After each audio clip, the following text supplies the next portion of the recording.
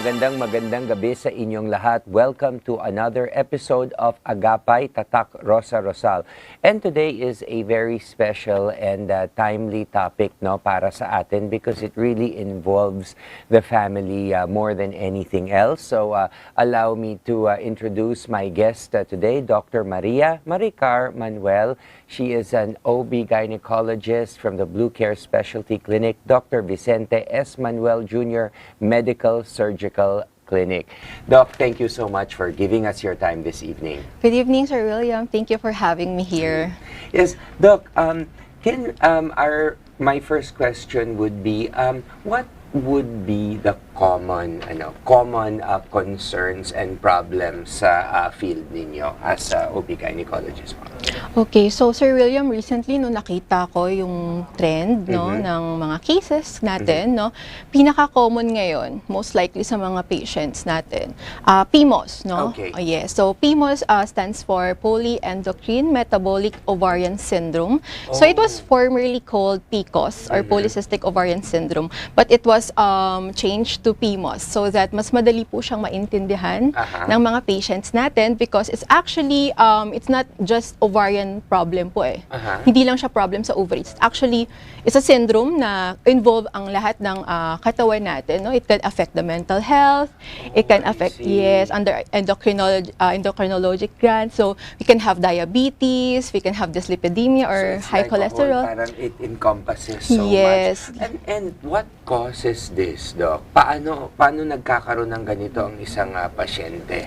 Okay, so actually, Sir William, it is multifactorial. But pinaka-common sa mga patients natin na more on the heavier side. Okay. Yes, overweight, obese, or those patients with high androgen levels sa katawan nila. So sa aming mga babae, usually po mababa lang naman ang androgen namin. Sa lalaki, mataas. Example na testosterone. Yes. However, for patients with PCOS, tumataas yung kanilang androgen.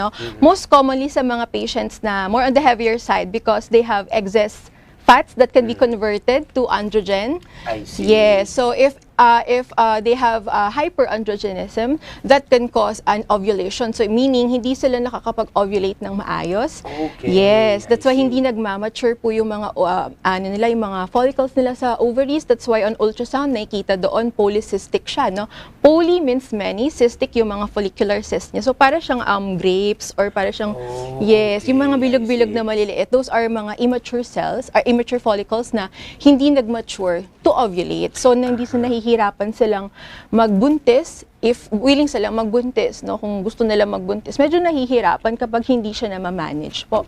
And ano ang mga physical manifestation nito? Is it also yung parabang the lack of your monthly period or irregular periods? Ganun ba yun, Doc? Yes. Actually, the PCOS, Sir William, we have for the characteristics, we have 3 criteria. Okay. So kailangan ma-check natin yung 2 out of the 3 criteria to be diagnosed as PCOS. So first of all, you have irregular menstruation. So irregular menstruation meaning it's either you have frequent menses. For example, in a month, you have twice or thrice in a month. Kasi dapat once lang, yes, diba? Okay. Or you don't have a menstruation for more than 35 days. So the range is, the normal po or regular is between 21 to 35 days. So outside that range, that's considered as irregular, Pero common po sa ating mga patients na may PCOS, talagang hindi sila nagme-mens for how many months? Minsan year. Yes. Year. Yes. Pero pagka ganyan, it's really a cause for concern already. May mga iba kasi, they don't address it. They just put it at the back of their mind and think that it's gonna fix itself. But this is not the right attitude, di ba? Correct. Yes. That's why my patients, I always educate them regarding PCOS because actually PCOS is benign, but the complications po, hindi maganda yung mga pwedeng maging complications because if hahayaan nila na hindi sila nagme-mens monthly, it can lead to endometrial cancer.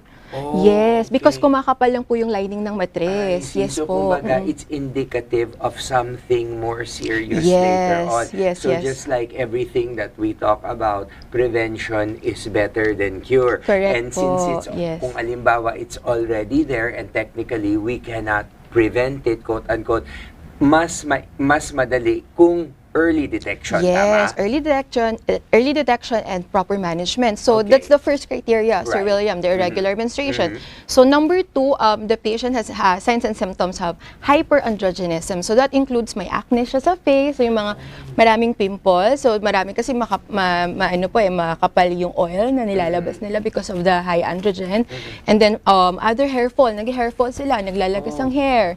Or kaya may mga hairy yung facial hair, may sa upper lip may bigote, doon yung mga This is not usual, no, sa isang female. Yes po, and then yung hairy din yung arms and legs, or kaya dun sa may bandang pusod natin may hair po na line na gano'n, usually wala naman. So there are some, kumbaga, in lay terms, no, they're more male characteristics on a female. Yes, correct, Sir William. Okay. That's correct because of the hyperandrogenism. So it's basically because of the androgen levels. So it's hormonal also. Hormonal, yes, it's a hormonal imbalance. So the third one actually is you have polycystic ovaries on ultrasound. Okay. Yes. So, if dalawa po doon, out of the 3 criteria, you are already considered as PMOS.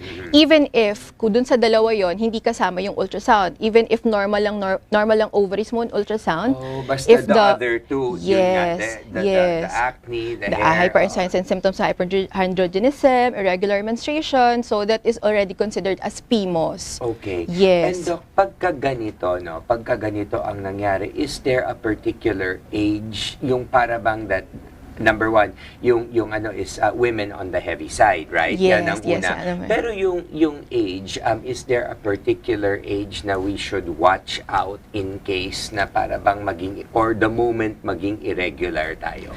Okay, so usually, Sir William, no, we actually wait until yung isang babae is naging 16 years old na. Okay. No, from the time na nagkaroon siya ng menstruation or the menarche.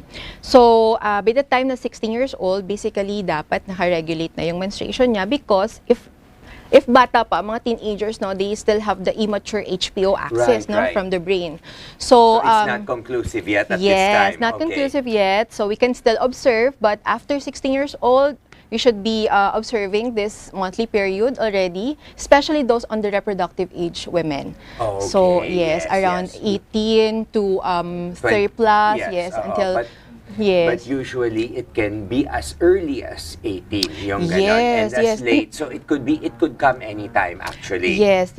Once you Okay. already had your menstruation, you Okay. should observe. Yes. Okay. Yes po. So Doc, ayun, so this is generally the presentation, the beginning. So mamaya sa pagbabalik ng ating programa, we will be talking about generally what are the other symptoms and what we can do about it and how it affects us. Because like you said, Doc, no, hindi lang siya physical. There's also a psychological aspect of this. Yes. Mamaya po sa pagbabalik ng Agapay, Tatak Rosa Rosal. So don't go away. We will be back after a few important reminders.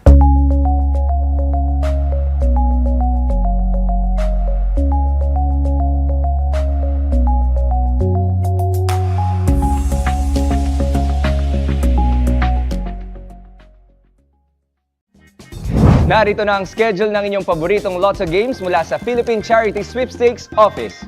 Araw-araw ang draws ng 2D Lotto at 3D Lotto tuwing alas 2 ng hapon, alas 5 ng hapon at alas 9 ng gabi.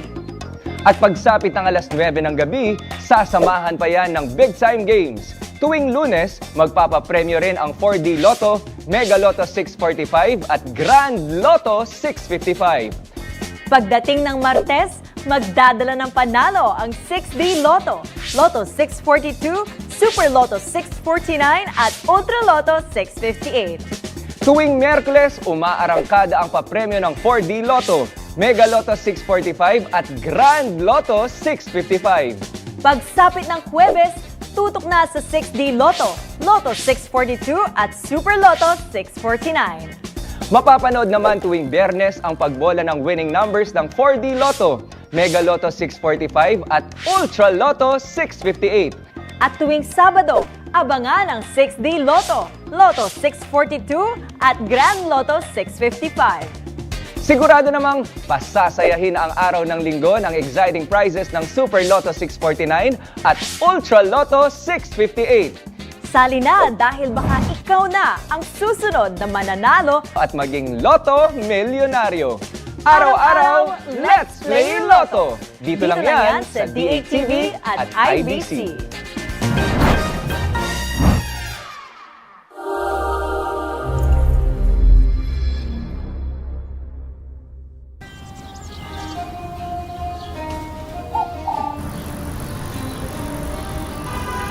If coffee is your religion, Italy is where your gods live.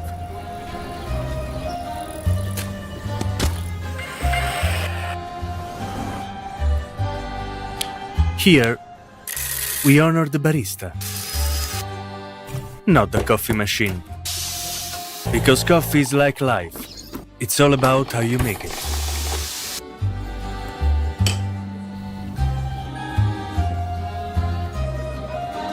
When your barista is the best, you can taste love in every cup. Our barista is the best. Bravo, Filipino. I am DJ, I am the Philippines.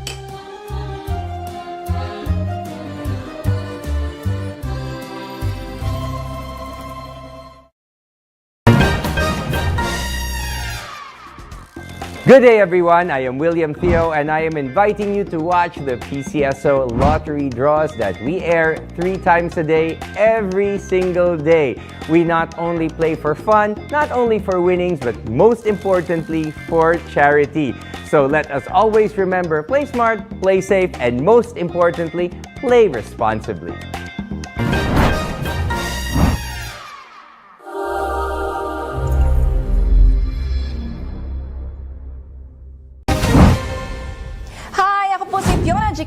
Inaanyayahan ko po kayong manood ng D8 Patrol tuwing Lunes hanggang Biyernes, alas 5:30 ng hapon hanggang alas 6 ng gabi.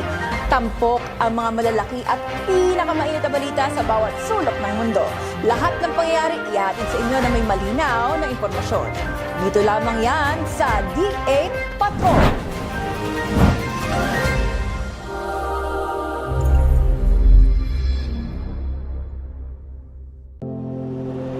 You just gotta love Sheila. In a place where few teachers would want to go, a Filipina did. Teaching is in her heart. Physics, her passion. And getting students to love physics, her goal. Let's build rockets and fly them. With zero budget, she rallied the community, raised funds, even auctioning goats.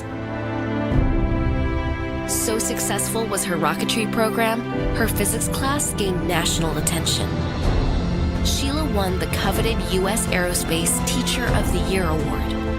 Beyond physics, Sheila taught her class how to think, how to live life, and how to fly like a rocket. Teachers that fly, homegrown in the Philippines. I am Teacher Sheila, and I am the Philippines.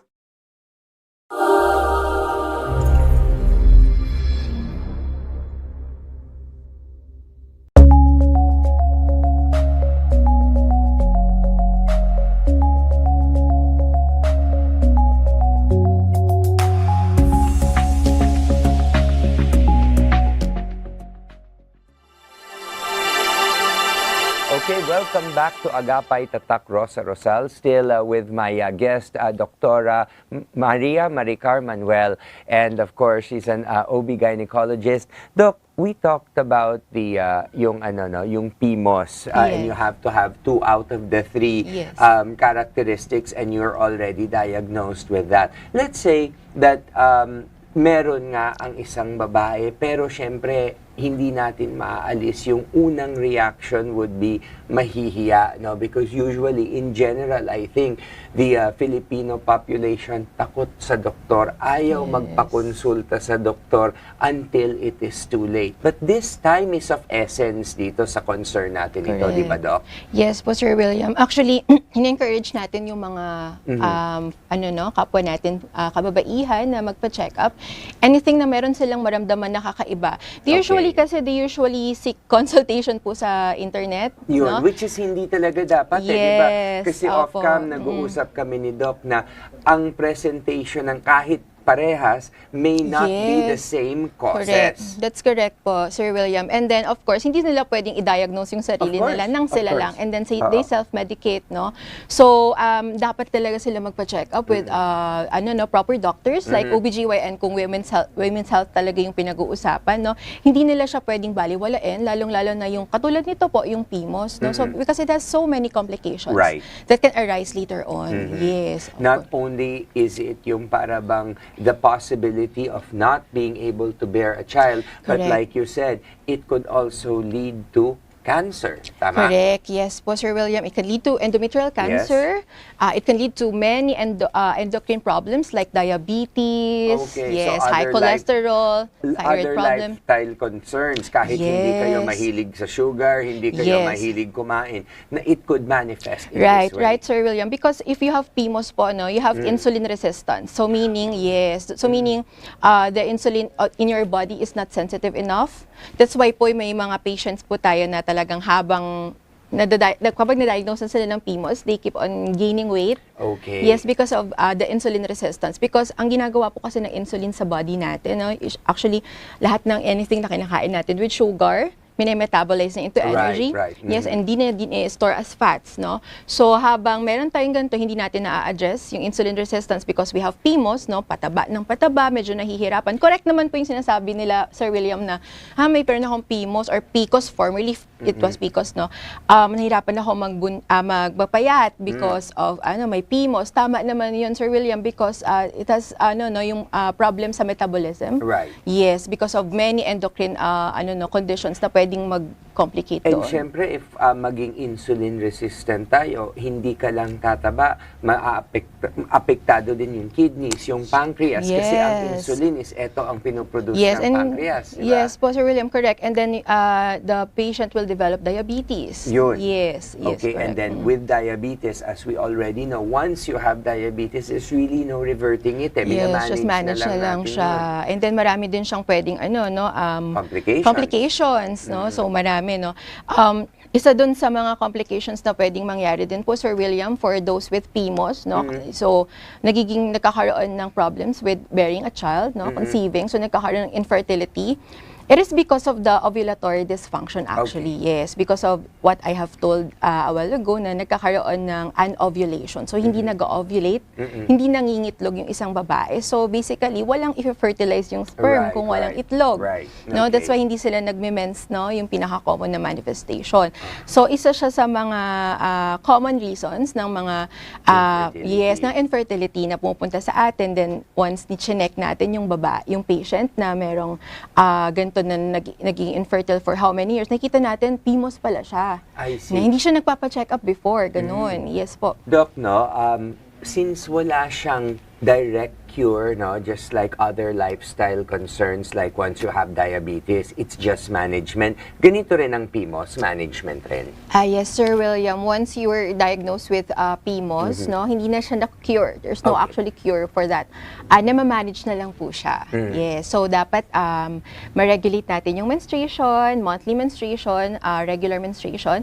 The most important, actually, the key management, no, most important management for PCOS is actually lifestyle modification. Okay. So same thing that we would do for somebody with, let's say, high blood or diabetes. Yes, tama? correct. Yes, correct. Because actually, that's why it's called polyendocrine, no? Okay. Yes, because kasama siya doon actually. Yes, kasi endocrine, Yes. pagka sinabi natin diabetes, it's an endocrine Yes, concern. correct. Yes, it's Tama, not just tama. about the ovaries, no? Yes. Yes, so it affects many organs. Aha. So, So, kung pagkakaintindi ko, if we can sort of make the environment optimum, then the ovaries will follow. Ganun ba yun? Yes, correct. Sir William, because ang sa mga patients, no, like what I said kanina, common po ang PCOS sa mga more on the heavier side. So if they're going to lose weight, that will decrease also the levels of the androgen because sabi ko kanina, if you have excess fats, it will be converted to androgen. So pag bumaba po yung androgen, Okay. bumababa yung tinatawag natin na anovulation. So mangingitlog na siya. I see. Yes. So pag nangitlog siya, magre-regla na siya. Okay. Yes. It's like para rin yan sa ano no, sa planting no, you have to create a proper environment Yes. for your flowers to bloom. Kailangan Correct. yung sunshine, yung soil, Yes. yung wind, yung water, everything has to be optimal. Yes, correct Kaya po. Doc, self-medication is not good because self-medication talaga yun ang nakakaano because wala kang pagbabasihan ng self-medication, Yes tama? po. And again, may magsasabi na kaibigan, hindi sa amin, ganito, Yes. ganyan, or this is how I cured it. You cannot generalize, tama? Correct, Sir William. Diyan pumapasok actually sa ibang patients natin na kino-compare nila Oo. na, doktora, ganito po kasi sa friend ko no? Ganito yung binigay sa kanya na gamot. Well, in fact, ang sinabi mo kanina, Sir William, na hindi talaga sila pare-parehas ng Right. cases. Oo, Because oo. iba-iba din yung Yes. management. Hindi mo pwedeng i-compare dun sa isang tao and then gagayahin na lang. Kasi usually, ibang ginagawa nila. Ginagaya nila yung management dun Right. sa isa. Totoo. Dahil ayaw nila magpa-check up because nahihiya sila. Yun nga. Or ayaw rin nilang aminin sa sarili nila na may Yes. concern. So if they feel that they self-medicate and just leave everything to chance that after self-medication, we will be okay. Parang Yes, ganon. that's correct. Yun ang mindset, Yes, which Sir is William. not good. Not good, of Doc, course. tulay naman tayo sa psychological effect nito sa isang babae. Ano yung, how common is this and how bad is it? Yes, actually, Sir William, no, marami akong patients na with PCOS and then complicated sila with mental health conditions. So they have been diagnosed with anxiety, Okay. depression, mood disorder. So nagkakaroon kasi po ng imbalance sa hormones, no? So hindi lang dun sa baba yung affected. It actually affects the hormones po sa And this is utak. medically, Doc, also. Hindi lang all in the mind. Hindi lang Yes. because kasi iisipin, ay, nalaman ko ganito, therefore, na-depress ako. It's not Yes. necessarily like No, that. no, no. It Yes could po. follow. Yes, actually, part po siya, the mental health, no? Pagka meron kang PCOS, sabi natin polyendocrine, it also affects yung sa brain function po natin, no? May mga neurotransmitters na nare-release, no? Na hindi siya dun sa normal na brain function natin, no? Nagkakaroon ng anxiety, ng I depression. see. So this yes. is common with PCOS. So Yes. kaya nga sinabi mo, it's a whole systemic thing. Yes, correct. Yung para bang it starts off with one, but then it could actually continue with many Yes, Sir other William. Actually, things. hindi sila aware, no? Minsan, kapag tinatanong ko sila, meron ka bang mga signs and symptoms na minsan umiiyak ka na lang, out of nowhere, na wala ka naman nafe-feel before nung nag-start yung naging irregular yung menses mo. Doon nila sasabihin, Sir William, na, yes po, doktora, meron pala ako nafe-feel na ganyan simula nung naging irregular ako. Hindi sila aware na part pala siya ng PCOS. Akala nila stress lang sila and all.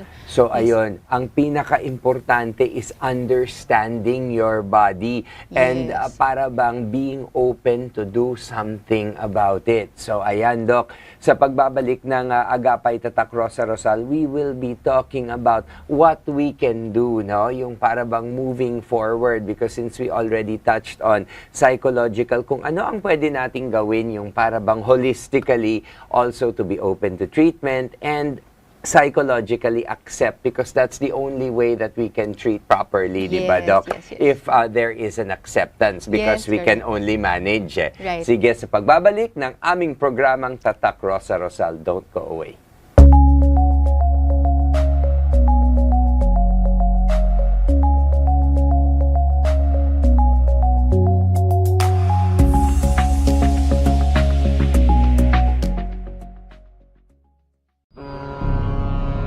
This is not a cruise ship. Nobody gets pampered.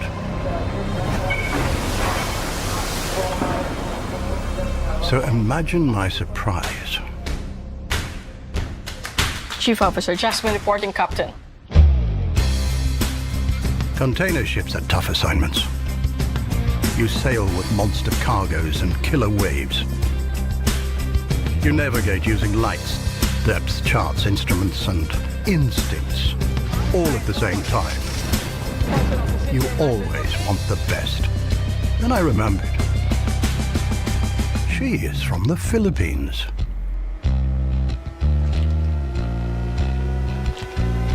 You did a great job, Jasmine. Captain Jasmine.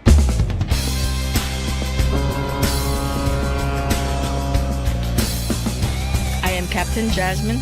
I am the Philippines. Magandang araw po sa inyong lahat. Ako po si Mary De Leon, ang inyong PCSO Lotto host, inviting you to watch the Philippine Charity Sweepstakes Lotto Draws. Live na live po namin binobola ang inyong paboritong Lotto games araw-araw. That is every 2 p.m., 5 p.m., and 9 p.m. Kaya siguradong transparent, exciting at kapanapanabik ang bawat draw at mapapanood ito sa DHTV, sa Facebook, and on YouTube. Kaya naman, huwag kalimutang tumutok at sumali dahil baka kayo na ang susunod na maging Lotto Milyonaryo. Pero higit pa sa pagkakataong manalo, alam nyo ba na sa bawat taya ninyo ay maraming buhay ang natutulungan? Ang bawat tiket na inyong binibili ay may katumbas na tulong para sa mga pasyenteng nangangailangan ng medical assistance, para sa mga programang pangkalusugan at para sa iba't ibang serbisyong nabibigay pag-asa. Kaya habang kayo ay nangangarap na manalo, nakakatulong pa kayo sa kapwa Pilipino. Isang simpleng taya, isang malaking pagkakataon. Hindi lang para sa inyo, kundi para sa ating mga kababayan. Kaya ano pang hinihintay ninyo? Kaya na! Tumutok na at sabay-sabay nating abangan ang susunod na panalo. Muli, ako po si Mary De Leon at ito ang PCSO Lotto para sa pangarap mo at para sa bayan. Good luck at sana kayo na ang susunod na manalo.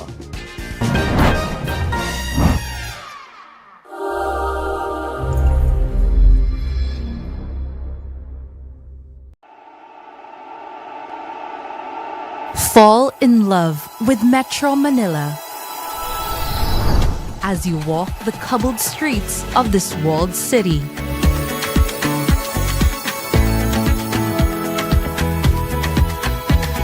Where you can find peace inside old churches built hundreds of years ago. Within the city are refreshing pockets of nature.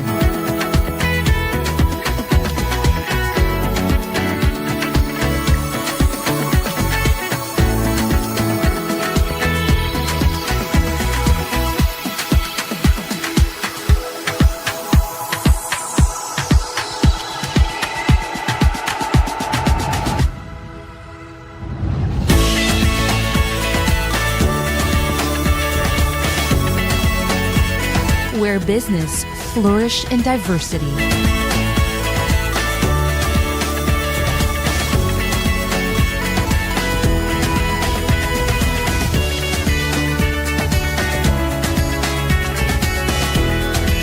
Where new friends meet.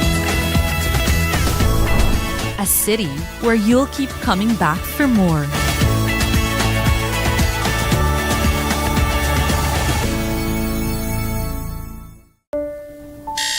Nursing is not the easiest job in the world. In fact, it's emotionally draining. Huge step in the fight against COVID-19. I truly believe in the things that I do because of where we come from, our resilience, our dedication. A Filipino nurse administers the first COVID-19 vaccine, and her name is May Possums. I gave my best and my heart. I am May. I am the Philippines.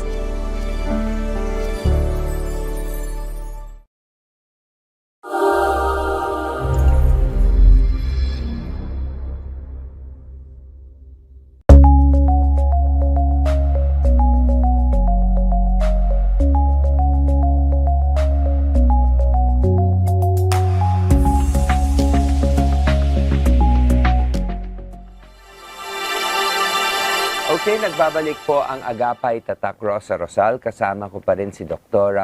Maricar Manuel, and she's a OB-GYNecologist. And Doc, yun, since we talked na ito nga, this is management, and there are so many different presentations, and ando na rin yung psychological. Ano ba ang dapat? So kung alimbawa, we have to make a lifestyle change like you mentioned, no? This is a commitment. Hindi lang ito 1 or 2 days. Ibig sabihin, lifestyle is habang buhay mo. Tama, Doc? Yes po, Sir William. Of course, first of all, dapat yung pasyente na nagkaroon ng ganitong sakit or condition, no, dapat i-accept niya first of all. Acceptance. Acceptance is key. You Yes. cannot move forward without acceptance. Correct. Tama? Because if hindi niya ina-accept na meron siyang ganitong condition, magiging magkakaroon ng rejection sa treatment or sa management. So, hindi siya maniniwala sa ganitong management because hindi niya ina-accept na meron siyang ganon na condition, no? So, kailangan niyang i-accept first, no? So, kanina sabi ko, lifestyle modification. So, isa doon yung weight loss. So, Okay. pagbabawas ng timbang, pagkain ng tama. So, babawasan mo yung mga food intake mo, lalong-lalo na yung mga matatamis because of the possibility of the insulin resistance. Right. Yes. And of course, exercise, no? So, pagka nag-exercise po kasi tayo, nagkakaroon tayo ng release ng happy hormones. So, affected na rin doon yung improvement ng mental health natin. So, kasama siya sa PCOS. So, if we exercise, bukod sa nababawasan tayo ng timbang, bumibilis din yung metabolism natin. So, mas mabilis tayo makapagpapayat kapag ka nag-exercise tayo. And at the same time, na ma-manage din yung ating mga mental health conditions. So, At saka, we will also feel good about ourselves. Yes, Sa totoo lang, if correct. you start looking better, yes. losing weight, syempre may epekto yan sa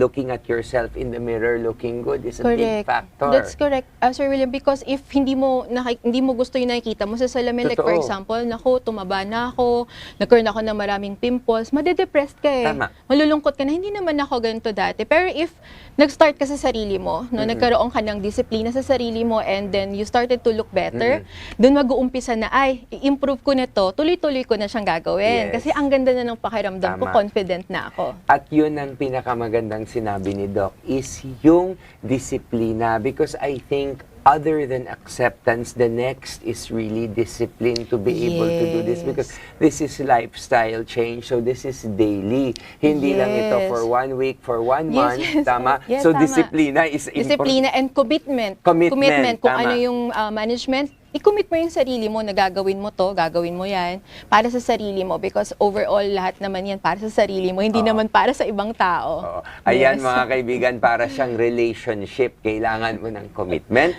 disiplina, and acceptance dahil yung tao hindi mo rin mababago, di ba? Yes. Kung siya yan. Yes. You can modify, you can, you can adapt and adjust, but you cannot really change. Yes, Tama? tama. Yan, Sir William. Okay. Correct. Doc, at saka, since you did mention for people who get depressed, itong, just on a side note, ang mangyayari dyan is you're going to have an internal conflict with yourself. Yes, Diba? Kakalabanin mo yes. ang sarili mo, and this is one of the most difficult conflicts. That's diba? right. Because Yes, wala kang kaaway. Kung may kaaway ka, kung mawala yung kaaway mo, wala ka ng Sarili kaaway. mo. Pero kung ang kalaban mo is sarili mo, it's very difficult. Yes, no? minsan sinisisi nila ang sarili nila na bakit ba ako nagkaganito? Or kaya, Sir William, may mga patients syempre may PCOS, no? So, if they're willing to conceive, kunwari, married couple na sila, no? Ang nangyayari, may mga husband na sinisisi naman nila yung wife nila na That's ikaw hard, kasi may yeah. PCOS Oo. ka eh, kaya hindi tayo nagkakaroon ng baby. Oo. Mga ganun. So, it affects the I'm relationship, sure, the yes. mental health of the mother, of the wives, no? So, nagkakaroon talaga ng problem, no? Lahat sa relationship ng yung mag-husband and wife because hindi kayo nagkakaroon ng baby. Because of that, hindi siya na-manage ng maayos. So, andyan na yung nagsisisihan itong mga Yes. couples na ito, which is definitely unhealthy, di ba, Doc? Yes. I mean, even for the home environment. So, at this point, Doc, can we give a little advice to our audience, no, who may be having certain problems like this? Because ito ang purpose ng show na ito eh. Yes. So, yung mga ayaw magpakonsulta, hopefully in our own little way, we can convince you to go see a doctor, no, para bang to open yourself to possible help, a little bit of help. Ano ang pwede nating i-advise sa mga kababaihan or yung mga couples that are going through this nagsisisihan? Doc? Yes. Actually, Sir William, this is actually awareness po, no? Sa ating mga kababayan. Awareness po itong pinag-usapan namin ni Sir William regarding sa PCOS na condition. So, sa ating mga kababaihan, gusto ko lang po sabihin na wag po tayong mahiya. Kung ano po yung nararamdaman natin, magpapakonsulta po tayo sa doctor, sa OB-GYN, kung women's health po yung problem natin, no? Huwag tayong mahiya kasi sometimes may mga stigma po sa ibang tao na kapag nagpunta sa OB-GYN, ay hindi, nakakahiya yan kasi magkakaroon ng mga examination, nakakahiya na baka makita ni doctor yung ganito and all, no? So, yun yung gusto nating malaman, no? Awareness na kailangan dapat maging confident enough kasi sarili mo na magpa-check up, na wag kang mag-hesitate hesitate. And of course, gusto ko rin po sabihin na minsan, kailangan talaga natin mag-fact check sa everything na nakikita natin online because there's so many false information po online na hindi pwedeng yun yung susundin mo at hindi ka na magpapa-check up sa doktor because nahihiya ka. So itong condition po nito, yung PCOS, hindi siya lang dapat sa walang bahala because it's actually has many complications after kung hindi po siya na-manage ng maayos. Okay. And Doc, with that, for those who actually want to see and visit you, saan po ang clinic ninyo and where Yes can po. they reach you? Okay, so you can visit me at Blue Care Specialty Clinic. Located po ito sa Camaro Street, Fairview, Quezon City. And I also have a clinic in Pedelmundo Medical Center in Banaue, Quezon City. And I have also in Pangasinan at Dr. Vicente S. Manuel Jr.